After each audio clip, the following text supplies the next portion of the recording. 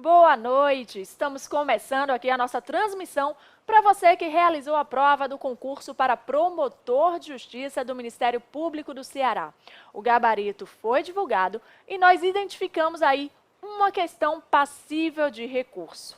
Então, se liga que aqui no descritivo desse vídeo você vai encontrar um link para poder baixar um conteúdo, para baixar as razões recursais que nós elaboramos para essa questão. É só clicar no link e receber esse material aí para você poder interpor o recurso perante a banca. E para essa transmissão, nós convidamos o nosso professor Roberto Figueiredo para conversar um pouco com a gente sobre essas razões recursais que elaboramos. Professor Roberto, boa noite. Olá, minha gente, tudo bem? Quarta-feira, 19 de fevereiro de 2020, Carnaval na Bahia na boca para acontecer, muitos colegas meus já em ritmo de festa, mas hoje a gente tem uma coisa muito séria para falar aqui, para você que fez a prova do MP do Ceará, agora no último domingo, no domingo agora, né? Essa prova tem um equívoco na questão de direito civil de número 58. E é sobre esse equívoco que eu vou tratar aqui com você. Roberto, será que a questão 58 deve ser anulada? Será que o gabarito deve ser retificado? O que é que tem de errado nessa questão 58? O que é que acontece comigo que marquei exatamente o que estava no gabarito? O que é que acontece comigo que não marquei o gabarito, mas marquei a sugestão do professor? É sobre isso que a gente vai conversar agora, tá? Meu nome é Roberto Figueiredo, eu sou procurador do Estado da Bahia há 20 anos, ex-defensor público, e aqui no SES eu leciono a matéria Direito Civil. E é sobre esse tema apaixonante do direito civil que a gente vai tratar. Curiosamente, a última questão de direito civil da sua prova do MP do Ceará envolveu um tema que não é muito estudado, não é muito fácil nos concursos públicos, que é o direito de acrescer. Um tema que nem todo mundo conhece, porque é um tema que, além de estar dentro do direito sucessório, que é a última cadeira do direito civil, está dentro do testamento, da sucessão testamentária. Então, já ali no finalzinho do Código Civil, lá pelo artigo 1941 e seguintes. Esse tema que a gente vai tratar agora está no 1941. E para situar você, que vai vir com a gente agora na explicação, na questão da prova, eu me dei ao trabalho de fotografá-la, produzir um slide e apresentar esse slide para você exatamente agora, tá? Aqui, ó, a questão é essa. A questão é de número 58. Então, você já se situa. A última questão de direito civil da sua prova, a questão de número 58. Foi uma questão de doutrina, o que já é algo preocupante, porque doutrina nada mais é do que construção científica sobre opiniões de estudiosos do direito. Não é lei, muito menos jurisprudência. Então, já é uma questão perigosa de um avaliador experimental, de apresentar. Mas tudo bem, existem questões de concursos públicos mais difíceis que são fundamentadas em entendimento doutrinário. E o que é que essa questão envolvia? O direito de acrescer. O que é o direito de acrescer? Na fiel lição da professora livre-docente do Largo do São Francisco, Giselda Ironaca. Direito de acrescer é o direito que um herdeiro testamentário tem de receber o quinhão do outro em acréscimo, pelo fato desse outro renunciar ao quinhão ou ser pré-morto ou não existir à época da abertura da sucessão do testador. Grosso modo, isso é direito de acrescer. Por exemplo, eu e você somos beneficiados de uma herança por um testamento. O testador deixa um benefício para mim e para você. Eu e você somos beneficiários. Imagine que o testador morre e eu renuncio ao meu pedaço. Esse meu pedaço renunciado, em regra, ele é acrescido ao seu quinhão. E isso tem nome. O nome disso é direito de acrescer. Isso tem fundamento legal. O fundamento legal é o artigo 1941, 1941 e seguintes do Código Civil Brasileiro. O direito de acrescer é regra no ordenamento jurídico e, como toda regra, evidentemente, possui exceções. A doutrina brasileira, historicamente, se preocupa com o direito de acrescer. Clóvis Bevilacqua, parafraseado por Orosimo Nonato, já estudava em sua doutrina as formas do direito de acrescer se manifestar no ordenamento jurídico brasileiro desde as raízes romanas. Clovis Bevilacqua já apresentava as conjunções que podem ou não gerar o direito de acrescer. E se você acha que essa conversa não é importante para o seu tema, foi exatamente sobre esse assunto, sobre essas raízes de direitos, do direito romano, que o seu avaliador construiu a questão. E foi uma questão belíssima. A única coisa que está errada nessa questão é o gabarito que o avaliador deu. Olha como a questão foi apresentada sobre o direito de acrescer. Ao estabelecer disposições testamentárias conjuntas, o testador pode se utilizar de 3 modalidades, isso é doutrina. 3 modalidades de conjunções listadas a seguir. A modalidade real, res tantum, a modalidade verbal, verbis tantum, e a modalidade mista, res et verbis. Ele traz as modalidades sem explicar o que é, claro, é uma avaliação. E aí ele avança. Nesse contexto, eventual direito de acrescer decorre. O que o seu avaliador quer aqui? O seu avaliador quer aqui que você diga em quais situações o direito de acrescer acontecerá. Se somente na questão do inciso 1, se somente na questão do inciso 2, ou se somente na questão do inciso 3, ou se no 1 e no 3, ou se 1 no 2, ou no 2 e no 3. É isso que ele quer saber. E eu vou lhe dizer uma coisa. Só existe uma situação em que não haverá o direito de acrescer. E a única situação em que não haverá o direito de acrescer é quando o testador, no texto do testamento, afirma o percentual, a cota que ele está deixando para cada um dos herdeiros. Trocando em miúdos. Se o testador diz assim, deixo 50% da minha herança para João e 50% da minha herança para Pedro, ele, testador, ele identificou, ele individualizou cada um dos quiões. E ao individualizar cada um dos quiões, ele, testador, afastou o direito de acrescer. De modo que, se o titular do quião, se o Pedro, titular do quião de cá, renunciar ou for pré-morto, aquilo não vai gerar direito de acrescer porque as cotas foram identificadas. Essa é a única hipótese em que não há direito de acrescer. Nas demais, haverá.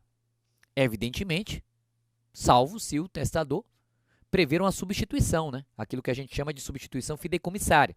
Salvo se o testador disciplinar que o quião vai para outro, expressamente. Mas ainda assim, a única hipótese em que não haverá direito de acrescer é nesse caso. Quem vai dizer isso para você, Roberto? O STJ e toda a doutrina. Não há doutrinador que diga em sentido contrário. O STJ e toda a doutrina. Eu vou trazer aqui o Código Civil comentado por Anderson Schreiber, Flávio Tartucci, José Fernando Simão, Marco Aurélio Bezerra de Mello e Mário Luiz Delgado. Anderson Schreiber é doutor, professor titular da Universidade Federal do Rio de Janeiro. Flávio Tartucci, doutor pelo Largo do São Francisco. José Fernando Simão, idem. Marco Aurélio Bezerra de Mello é desembargador do Tribunal de Justiça do Rio de Janeiro. Mário Luiz Delgado foi um dos colaboradores da elaboração do Código Civil de 2002. Essas autoridades vão dizer, e agora a fala é do professor José Simão, vão dizer em sua doutrina que o direito de acrescer é uma regra no ordenamento jurídico. O direito de acrescer é uma regra. E ele vai dizer, vejamos, aspas da doutrina, se eu deixar meus bens para João e José falecer antes do testador, há o direito de acrescer. Existe o direito de acrescer. Nesse caso, João recolherá toda a herança. É a conjunção re et verbis. Vai admitir o direito de acrescer para a conjunção re et verbis. Ou seja, a doutrina aqui que eu lhe trago admite o direito de acrescer para a hipótese de número 3. Tudo bem? Para a hipótese de número 3. Mas, Roberto, Você está me dizendo que é a doutrina majoritária, mas pode não ser o entendimento do STJ. Então, eu vou lhe trazer o STJ. Agora eu trago um outro manual de direito civil, um outro livro, e trago o recurso especial 594-535, quarta turma do STJ. Relator, ministro Hélio Quaglia Barbosa. E o que é que esse relator vai afirmar? Não havendo determinação de quiões, não havendo determinações de quiões, subsiste o direito de acrescer. Não havendo identificação, não havendo determinação de quiões, subsiste o direito de acrescer. Então, quem vai dizer isso além da doutrina majoritária? Além disso, quem vai dizer isso é o Superior Tribunal de Justiça. E para ilustrar, eu lhe forneço o recurso especial 595,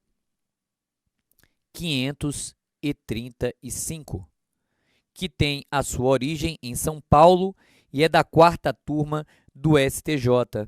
Se você quiser, ele foi publicado no DJ, no Diário da Justiça, do dia 28 de maio de 2007, na página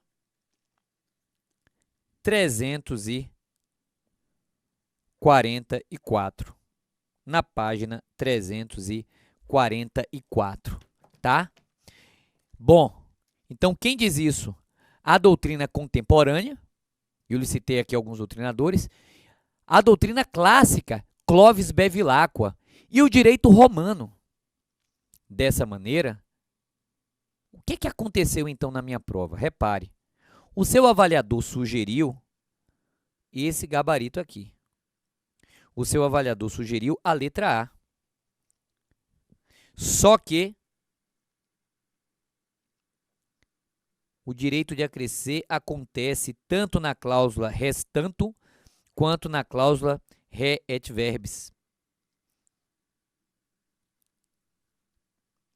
O direito de acrescer só não acontece na cláusula verbis tanto. Só não acontece na cláusula verbis tanto. Quando o testador expressamente identifica os quiões. Aí não tem direito de acrescer. Fora daí, o direito de acrescer é regra, como eu já lhe disse. Portanto, o gabarito não deveria ser a letra A. O gabarito deveria ser a letra C de correta. O gabarito deveria ter sido esse aqui, ó.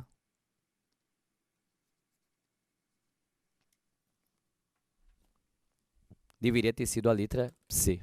Portanto, precisamos arranjar um jeito de levar isso ao conhecimento da banca do MP do Ceará. Fazer chegar respeitosamente esse vídeo, para que a banca reflita e delibere a respeito desse assunto. Com todo o respeito, eu entendo que não seria caso de anular a questão. Seria caso de retificar o gabarito.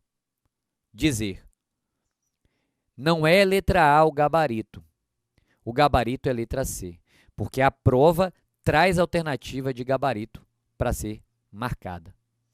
Eu sei que teve gente que marcou a letra A e vai se chatear comigo. Eu sei que teve gente que marcou a letra C e vai ficar feliz comigo. Eu sei que talvez o ideal fosse que a questão viesse a ser toda ela anulada para que todo mundo pontuasse. Mas como professor, eu tenho um dever de ser leal aos meus princípios e aquilo que eu entendo que é certo, né? Não dá para a gente aqui jogar para a galera, com a permissão da expressão, não dá para a gente jogar aqui para a galera. A gente tem um trabalho sério e respeitoso para fazer, né? De divergência. Então, eu entendo que a banca deveria retificar a alternativa de gabarito e dizer não é letra A, é letra C. E estabelecer a pontuação com base no critério da letra C. Me parece que é isso. Ah, Roberto, se a banca entender melhor por anular, é um juízo de conveniência e oportunidade do gestor público, quem sou eu, para me insurgir contra isso. Me parece que, tecnicamente, a resposta é a letra C, tá? Eu vou deixar aqui o meu Instagram para você, tendo alguma dúvida, passar uma mensagem para mim lá no Instagram. eu lhe respondo, a gente pode conversar mais sobre elaboração de recurso, qual é o próximo passo a se fazer, e a gente volta aqui pelo SES também para dizer isso, tá? Então, se você quiser aí desenvolver esse bate-papo, o meu Instagram é o @Roberto_Civil. @Roberto_Civil, certo? No @Roberto_Civil, você acompanha as cenas dos próximos capítulos e pode me mandar mensagem também. E aí, gostou do vídeo? Se gostou, dá um print, olha aí a pose da foto. Se gostou, dá um print, marca lá no seu feed, no seu stories e me marque para que eu possa conhecer você, para que a gente possa desenvolver uma interação, tá? No mais, muito obrigado pelo seu respeito e carinho. Um grande abraço. É isso, gente. Aproveite, então, as razões recursais que o nosso professor Roberto Figueiredo trouxe para que você possa interpor o recurso contra a banca aí do Ministério Público do Ceará. Mas antes de terminar a nossa transmissão, o professor Ivan Viegas tem um recado especial para quem está pensando e vai fazer aí a segunda fase do MP Ceará. Boa noite, professor. Com a publicação aí do gabarito das provas da primeira fase do Ministério do Ceará, o CESP mostrou mais uma vez aí a sua predileção por julgados recentes e também com bastante letra de lei, algumas partes da legislação até pouco exploradas em provas, podemos ver mais claramente nessa prova do Ministério Público do Ceará.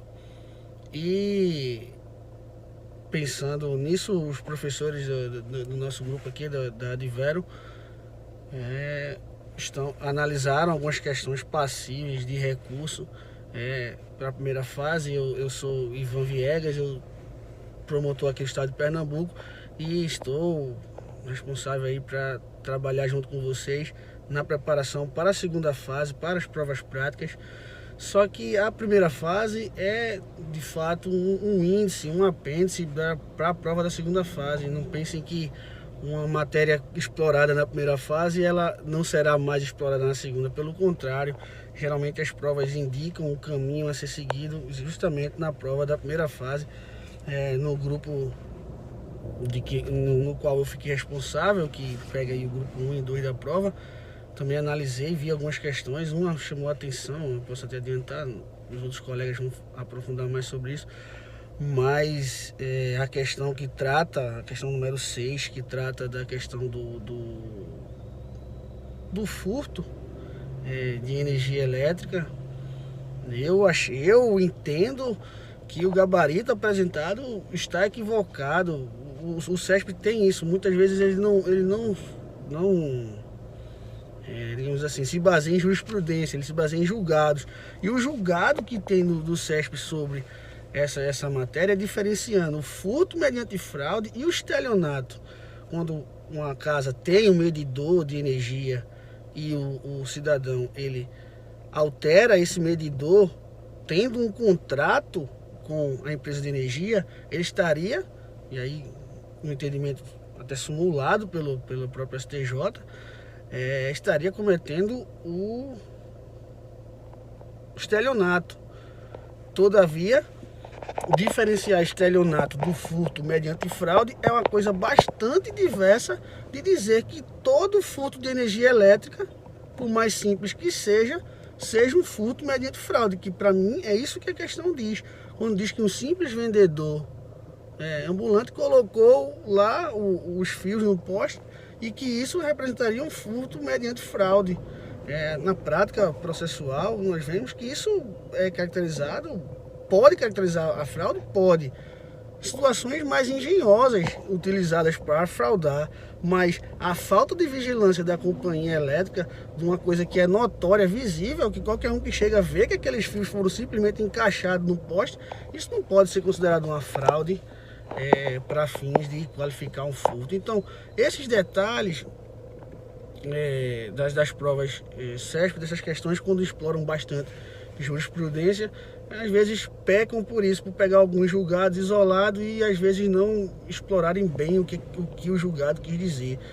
Mas esses temas e muitos outros serão bastante explorados no nosso curso de segunda fase, onde nós estamos disponibilizando para vocês um material com questões inéditas, mas baseadas nas últimas provas. O SESP tem apenas 11 provas para promotor de justiça nos últimos anos, desde 2008 para cá. Essa é a 12ª, então são poucas provas do SESP. Então nós traçamos um perfil, nós estamos explorando as questões, fazendo questões o mais parecidas possíveis com o que podem ser enfrentadas nas provas.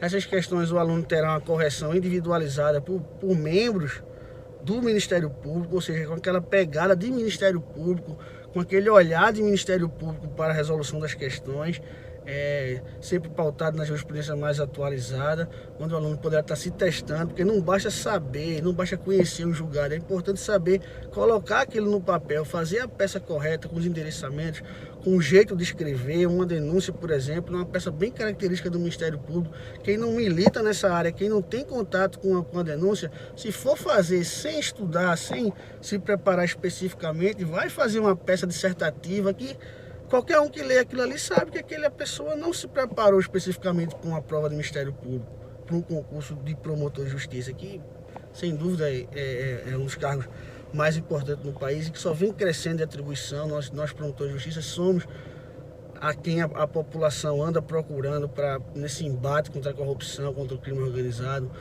Então, essa pegada, esse jeito do Ministério Público, esse jeito de trabalhar especificamente com essa preparação para a segunda fase de uma prova SESP, mas que é uma prova para promotor de justiça. Então, o nosso curso contará com essa visão apropriada, direcionada, com todo o apoio, com o material de apoio, com a resolução da questão dentro da limitação de linhas que os senhores vão ter, porque é importante não só ter conhecimento, como saber sintetizá-lo ali nas respostas, explorar, demonstrar com conhecimento sem ser prolixo. Então vamos dar a resposta dentro do número de linhas, depois temos aprofundamentos, temos um contato diário em grupos de WhatsApp para trocar informações, para dar essa pegada prática que a prova de segunda fase necessita. Então estamos aqui para fazer o melhor possível e tenho certeza que nossos alunos vão ter bastante sucesso e vão aí desviar, tirar algumas pedras no caminho, pedras que nós já tropeçamos nelas e por isso conhecemos bem, e estamos aqui dispostos a fazer o melhor para que essa preparação para a segunda fase se dê da melhor forma possível, porque há pouco tempo atrás bastava passar no concurso. Hoje em dia, que já era certo que ia ser chamado, né? Concurso de juiz e promotor não tinha gente que passou, candidato que passou e não foi aprovado em tudo e não foi chamado. Isso não existia. Mas, infelizmente, nos 5 anos para cá, isso é uma realidade. Então, não adianta passar, tem que passar nas primeiras colocações e ter esse diferencial na preparação para a prova. Com certeza vai somar, vai dar aqueles pontos a mais que precisa não só para passar, mas como para passar bem classificado. E aí teremos também um estudo direcionado para as provas orais e com certeza acompanharemos vocês até o final. Seremos amigos do Ministério Público e no nosso campeonato nacional de futebol, já se preparem que o time de Pernambuco sempre vai forte. Um abraço. Obrigada, professor Ivan Viegas.